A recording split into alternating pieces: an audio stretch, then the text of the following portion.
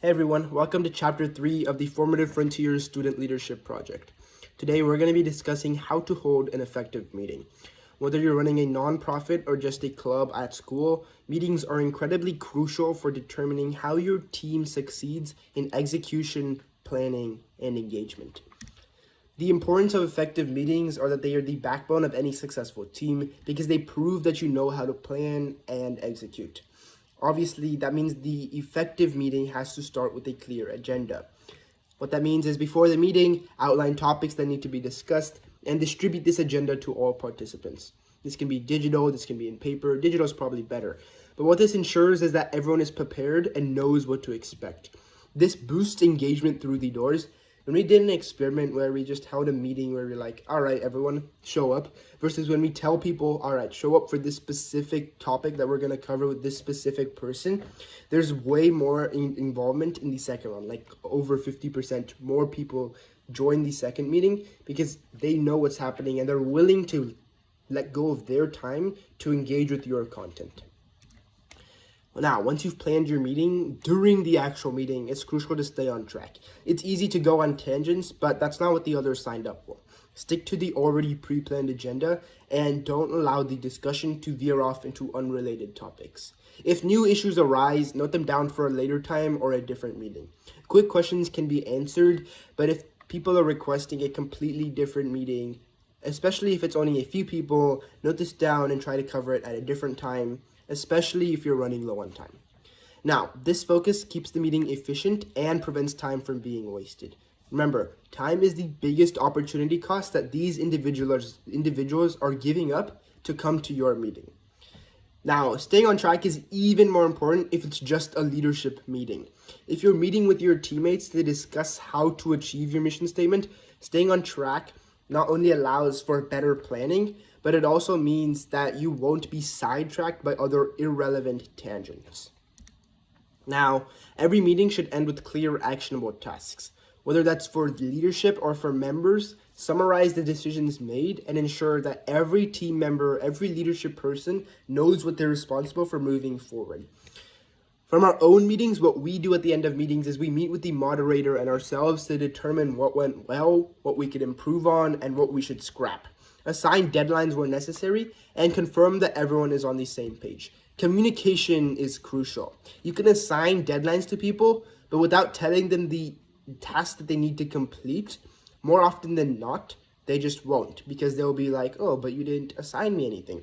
Communication is incredibly key. This ensures that the meeting translates into tangible progress, and most importantly, that nothing falls through the cracks.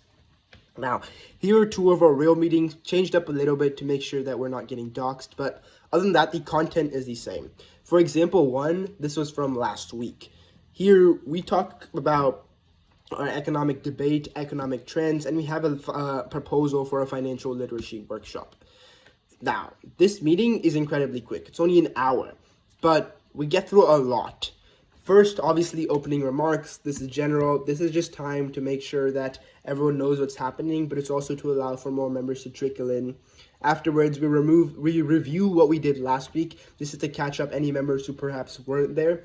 And then we finalize details for events. This means that we need to get people together and say, all right, here's what we're doing. And this often involving people who aren't directly club leadership, but are still interested in taking on some sort of role for an event or a competition. Lastly, we talked about a discussion topic, which was just current economic trends. We had a little presentation, and we tied this into current personal investment strategies, which is something that a tip that I'd recommend is just connecting it to the members, because that's why they're coming to these meetings. When you connect it to something that they are interested in, it creates more engagement. Lastly, we had a new project proposal, a financial literacy workshop, and this was a quick meeting or a quick proposal, and we just had a presentation by someone who's interested in this, and the next week we'll vote on whether to move forward with the project. And lastly, we had at the end of the meeting, after everyone's dismissed, we have task assignments for leadership and a quick closing remark. Now, the second club meeting agenda is one that we're planning for the future. This means it hasn't happened yet, but we're incredibly interested in it when it's going to happen. Agenda, very similar. You see opening remarks, And then instead of a review of previous meeting minutes, we skip straight to a guest speaker session because we're low on time. We've allocated the time accordingly, so we want to make sure that we're not wasting time on things that could be skipped. In this case, that was the review. We have a guest speaker come in, and this guest speaker we've talked with multiple times beforehand to get to get their availability, to get the school's approval, a whole load of paperwork on the back end that needs to be done for any type of these types of events. So always keep that in mind when you're planning something. Third, we had fundraising ideas, a quick progress update on the financial literacy workshop we were talking about beforehand, and lastly, more task assignments and closing remarks. As you can see, it's not crazy detailed, but at the same time, we have sub bullet points to know exactly what we want to do in those 5, 10, 15 minutes that we've assigned and allocated for each item. With that being said, it's up to you to choose how you want to organize your meetings. We like to split it up so that we know exactly what to do, but more often than not, this isn't followed to a T. Like for our last week's meeting, we had to cut down our task assignment and next steps because our financial literacy project proposal went on for longer than expected. It's because of this that we have to allocate for time, and if you're staying over, that's fine. It's not a big deal, but remember that these individuals are coming and they're sacrificing their time, so it's best that you make a good job out of that. Right. Now, the second part of any type of meeting is the members. So to build a strong and effective team, it's essential to have a robust onboarding process for new members interested in the club. This onboarding phase is usually at the beginning of the year, where new members are introduced to the team's cultures, goals, and processes. Now, I've sort of condensed this version a little bit. If the language sounds confusing, I'm trying to appeal to all audiences. So this is nonprofits, individuals starting businesses, etc. So this isn't just specific to clubs, but if you're onboarding team members to involve in your leadership project, this is all incredibly key.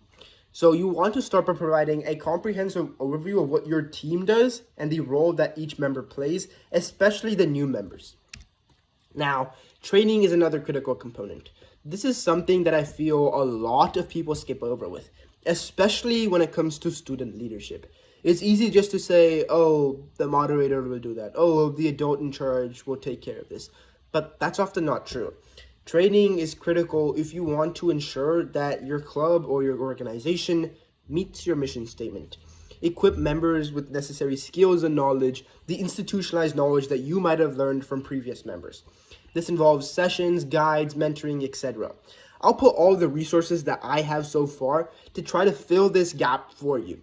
But personal one-on-one connections with individuals who know the unique circumstances of the organization can never be replaced. So it's key that you make sure that the ones coming after you have that same experience. Now, the goal is to ensure that these new members feel supported and confident in their roles. A quick onboarding message that we did, example resource. This is a condensed version. We have a longer one. Not all of it is specifically sent out in an email or so. We like to spend a specific meeting with individuals interested in some sort of leadership role or some sort of oversight management role. A meeting just for them to break down what these expectations are and how they can engage with the club, right? So obviously, at first we have our mission and our vision. Second, club structure, very generic stuff. Third, expectations. This is something that I've seen a lot of other individuals gloss over, but it's incredibly key. When you enter a contract with a new member, you're also expecting something from them. And usually that's just participation or collaboration, but make it clear that when they sign up for whatever you're offering, that they give up something in return, not just their time, maybe something more, like actually participating. Obviously, you'll have incentives for them to come. Make sure that they also have an incentive to contribute to your club. Lastly, resources. This just makes their life easier. A quick getting started. This is specific to more people who are interested in engaging with the club and actually pushing themselves to maybe engage in a leadership role in their next year. This is incredibly key for those individuals who are ambitious because it allows them to get a head start on helping you with your club's mission, whatever it may be. Quick and sixth, some quick frequently asked questions, and lastly, contact information. This is just a very quick, summarized version of how you can onboard new members, whether that be interested club members or it's a teammate for your nonprofit or you're recruiting for. Onboarding is incredibly key because every job has some sort of onboarding thing. But when it comes to student jobs, that's something that we often lack or oversee because we don't have that experience necessary to realize, oh, dang, we should probably help this guy get up to speed. Creating these types of resources makes it so much easier on you and on them. So it's in everyone's best interest to try to create a resource like this. I'll link both this and the example agendas in the description below, but try to customize it to yourself. So, team development matters incredibly. By investing in onboarding and training, you set the stage for a cohesive, capable team that hits the ground running and can contribute to the team's success right away. There's no point in floundering when you have the resources right in front of you. So, the takeaways from this video are: 1, how to conduct an effective meeting. Plan well and execute on that plan. And 2nd, when it comes to new members, make sure that you have the resources to train them quickly so that both of you guys can get down to working on securing these SMART goals that you set from the last video.